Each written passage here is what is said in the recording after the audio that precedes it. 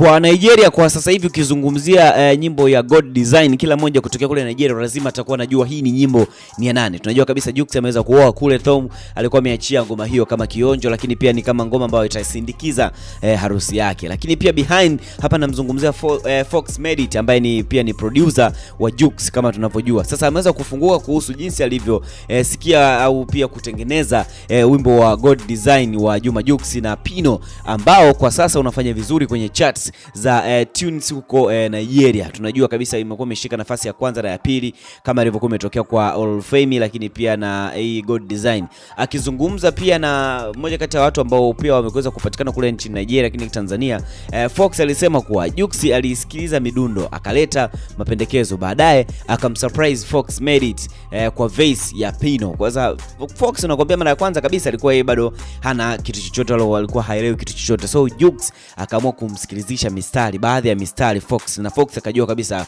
kwa nyimbo hii mzee wangu lazima tupite humu na humu na humu then kitu kitatoka. So Fox Medit anasema kwamba alieleza kwa kusema kuwa ana furaha kubwa kutokana na mafanikio ya wiki ya kwanza ya wimbo huu ambao umeweza kupanda kutoka nafasi ya 9 hadi nafasi ya 2 ndani ya siku moja tu. Lakini pia goma lenyewe liliweza kufanyika chap kwa haraka kabisa, kwa sababu tunajua kabisa kwamba ni moja kati ya nyimbo ambazo zilikuwa zinahitajika au zimeweza kufanyika na kuweza kuwa chachu zaidi ya kuweza kusindikiza harusi ya Juma Jux. Tunajua Fox ni moja kati ya producer ambao wanafanya kazi na Jux all the time. Amekuwa akitoa magoma lakini pia akitoa ngoma na zinakuwa zinafanya poa kabisa. Endelea kutufuatilia sisi kama Sawa Sawa Digital. Ciao.